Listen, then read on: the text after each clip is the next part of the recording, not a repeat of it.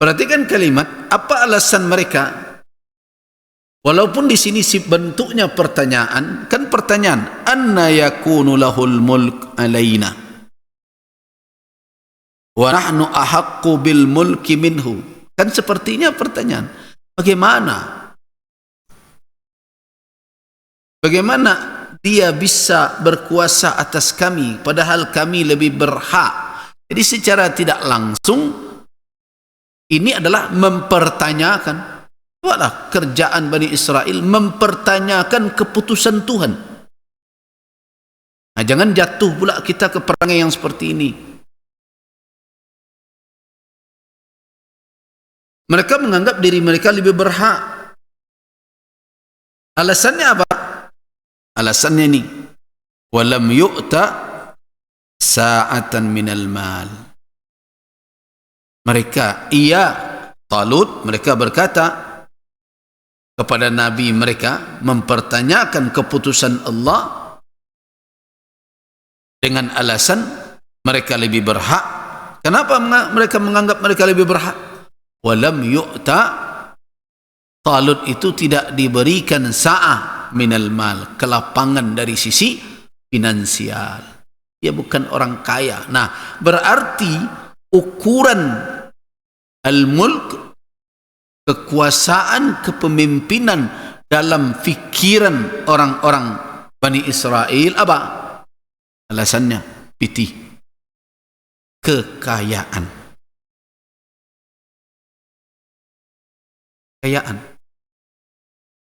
Jadi kalau hari ini terjadi seperti itu, jangan dikatakan itu pemikiran baru.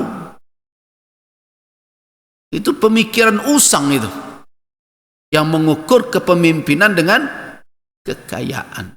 Jadi kalau ada sistem yang menggiring orang ke arah sana, berarti itu adalah sistem yang telah rusak sebenarnya, yang telah diabaikan dengan wahyu. Kepemimpinan tidak diukur hanya dengan, bahkan tidak menjadi pertimbangan utama. Apa yang menjadi kelebihan Talut? Perhatikan. Innallaha astafahu alaikum wa zadah. Yang ada 3 di sini alasannya. Yang pertama, istifa, pilihan Allah. Itu sudah alasan nomor 1 itu. Kemudian yang kedua, ada alasan yang bisa dilihat sebenarnya, tapi dilihat dengan fikiran yang jernih. Jadi kejernihan berfikir, yaitu bastatan fil ilmi wal jismi. Ada keluasan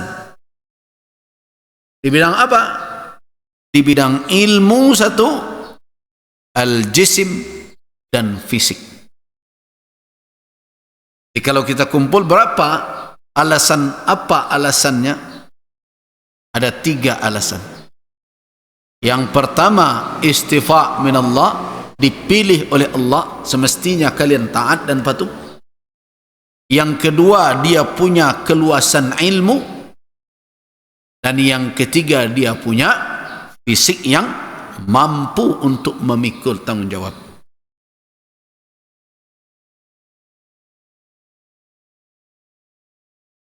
Nah, kembali kita kepada ar-rijalu qawwamuna 'alan nisa.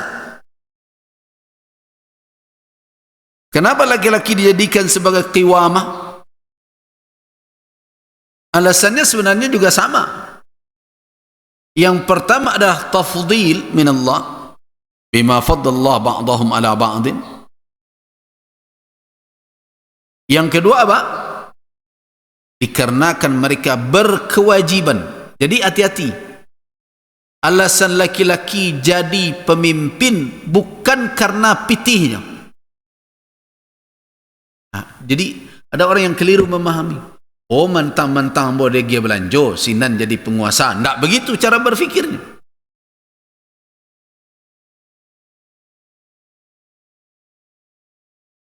dari kalimat wa bima anfaqu min amwalihim, memang secara lahiriahnya kan kalau kita artikan dan disebabkan apa yang telah mereka infakkan dari harta mereka, kan begitu artinya. Wa bima, ba itu sabab, dan dengan sebab apa yang telah mereka infakkan dari min amwalihim, harta mereka. Nah, orang cenderung berfikir harfiah seperti itu. Oh, berarti laki-laki kok makonyo jadi kepala rumah tangga karena awak dibelanjainya. Nah, kini kalau model itu, awak melanjai diri awak seorang aja macam-macam udah seleko. Nah, tidak begitu caranya berfikirnya. Di dalam ayat ini terkandung apa?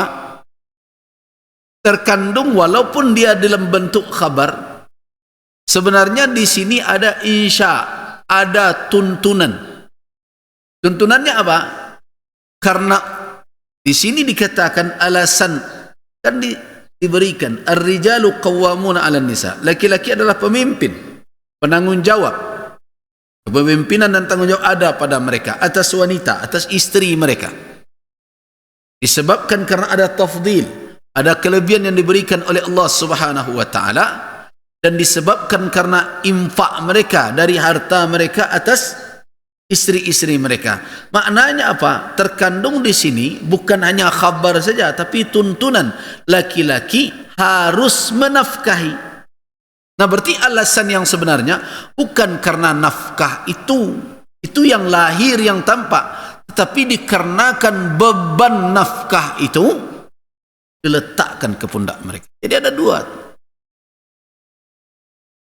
So, kalau urusan nafkah saja, nanti dengan era seperti sekarang, wanita tidak patuh-patuh mana betul itu. Oke itu. Pak semua mencarinya. Piti surang-surang. Tak giana ndak, mau pandai melanjai diri sendiri. Nah, itu yang terjadi hari ini. Jadi seperti itu. Jadi dengan kalimat wa bima anfaqu itu berarti ada tuntunan dari Allah dari sepasang suami istri. Siapa yang berkewajiban memberi nafkah? Ya, laki-laki. Nah, inilah yang ditegaskan oleh Allah dalam ayat lain, wa 'alal mauludi lahu rizquhunna wa kiswatuhunna bil ma'ruf. Itu. Nah, ini adalah peran laki-laki di dalam rumah tangga. Nah, tadi juga saya jelaskan, sebagian ulama mengatakan ini menjadi kaedah umum untuk peran laki-laki di masyarakat secara umum, termasuk dalam bernegara. Nah, sekarang bagaimana dengan peran wanita? Fassalihatu qanitat. Fassalihatu qanitat. As-salihat qanitat, wanita yang saleh. Ya. Perhatikan, as-salihatu qanitat, maka wanita-wanita yang saleh yang menjadi pasangan dari laki-laki.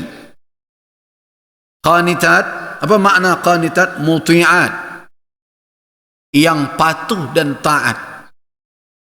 Hafizat, yang menjaga, memelihara. Lil ghaib. Mari kita lihat tafsir para ulama. Apa makna hafizat lil ghaib? Ay hafizat lil furuj fi ghaibatil azwaj, yang menjaga kehormatan mereka ketika suami tidak bersama mereka. Jadi kalau suami tidak ada, jangan dinaikkan pula laki-laki ke rumah yang tidak ada hubungan mahram, walaupun alasan sesuku sekalipun. Setidaknya bukan berarti curiga akan terjadi perzinahan berbagai macam, tapi kehormatan dan membuka pintu fitnah. Nah, sebagian wanita ada yang tidak awas ini. Kadang kawan dakik laki, suami sana nak, ayo, udah pai sebentar, masuklah dulu dah. Nah laki-laki kau ndak lo tahu ba'a menjago, menyelonong boy lo masuk. Ada awak tiba surang saja, kecuali kalau dia datang dengan isteri dia, itu lain masalah. Ada yang lain. Kalau sendiri saja dia di dalam, tidak ada mahramnya, terus dia persilakan masuk, jangan masuk. Itu laki-laki dan tahu jo adab namanya tu. Tidak bisa. Biarlah kita menunggu. Kalau disuruhnya balik, beko le yo pak, udah bos sedang tidak di rumah, jangan dikecek lo. Tak diaragoi awak. Tak nyaragoi jauh-jauh yang buat tiba. Disuruhnya pai. Tak modal itu alasannya dia tu. Dia adalah wanita yang salih, salihah, qanitah, hafizah. Dia jaga dirinya. Dia jaga rumah tangganya. Dia jaga kehormatannya. Dia jaga kehormatan suaminya. Supaya jangan terkena fitnah. Ikan mudah saja. Kalau orang ingin mendatangkan atau merusak kehormatan rumah tangga orang, berbagai macam bisa saja dibuat orang hari ini. Karena itu kehati-hatian itu dipuji oleh Allah Subhanahu wa taala. Makanya disebut secara bentuknya eksplisit hafizatul lil ghaib. Tapi banyak orang mengabaikan itu. Ketika suami ghaba anna atau tidak ada bersama kita, maka jaga kehormatannya, jaga diri kita, jaga kehormatan rumah tangga, jangan buka pintu peluang masuknya fitnah yang akan membuat cacat. Nah, itu dipuji oleh Allah Subhanahu wa taala. Hafizat lil ghaib, hafizat lil furuj. Bi ghaibatil azwaj, menjaga kehormatan faradnya ketika suami tidak ada.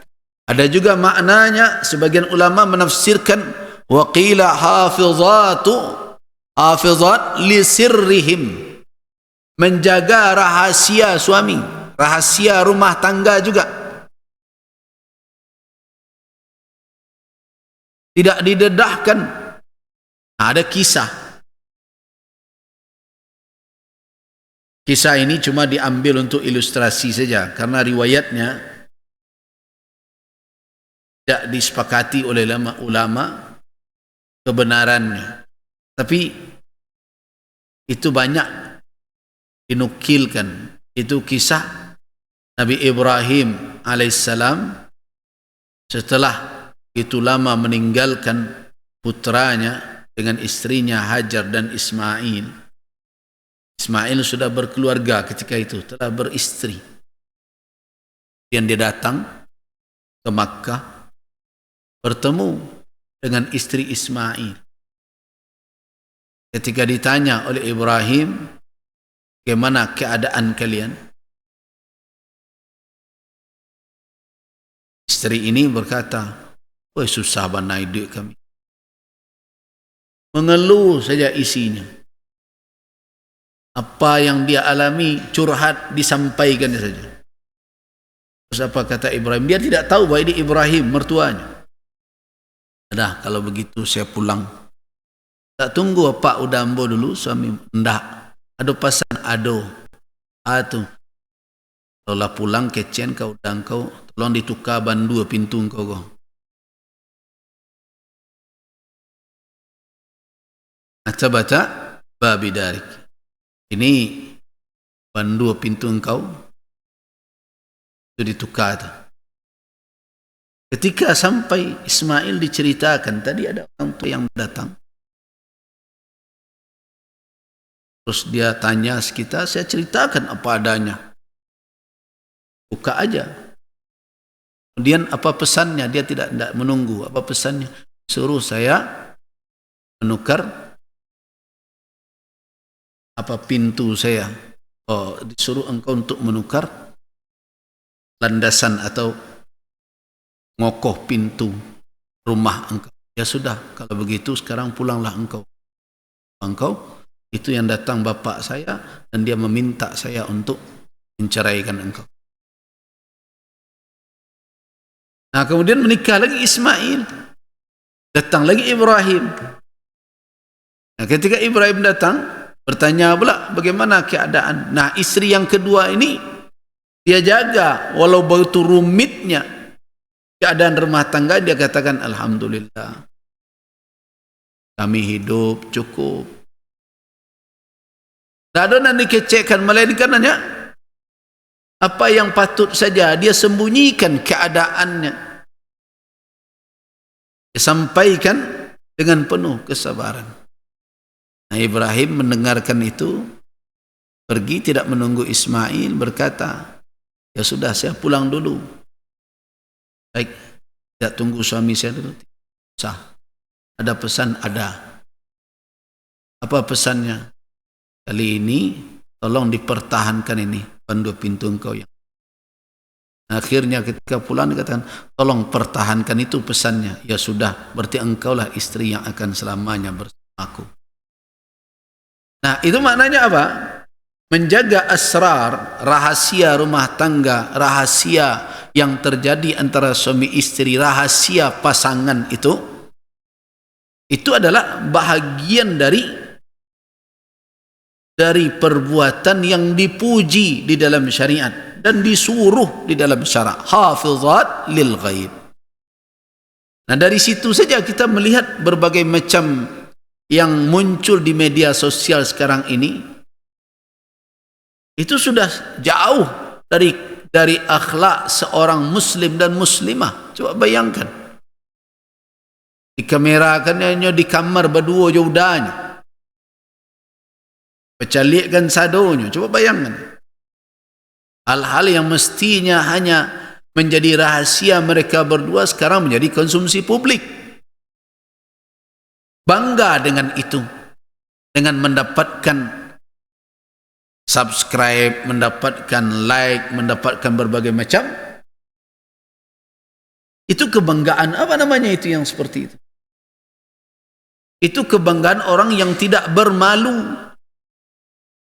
Yang tidak malu kepada Allah Subhanahu wa taala, tidak malu kepada dirinya dan tidak malu kepada anak keturunannya nanti. Coba bayangkan, itu jejak rekamnya itu akan dilihat sampai kapanpun. Iko perangai nenek mo dulu kecil cucu. Apa nak malu itu? Nah, kalau tidak berarti memang sudah tidak punya rasa lagi itu. Harusnya tidak perlu ada fatwa pula keluar, walaupun MUI sudah mengeluarkan fatwa semenjak 2017. Mestinya kalau orang Minang, kalau sekarang orang sering bertanya, gimana kok modal itu orang Minang? Orang Minang tu selama iko bangga mana joraso dan pareso. Nah, kalau ada yang bercarui berbagai macam di dalam media sosial, konten berbagai macam, itulah hilang kedua-duanya tu. Raso ndak ada, pareso ndak pulo. Jadi kalau disabui Minangkabau, anan tinggal kira-kira je. Begitu. Jadi ada hal-hal seperti ini, tak perlu pula menunggu ada fatwa ulama, ada keputusan ini, ada peraturan ini. Kalau kita memang orang Minangkabau, raso je pareso atau jalan. Ini tidak patut untuk dilakukan.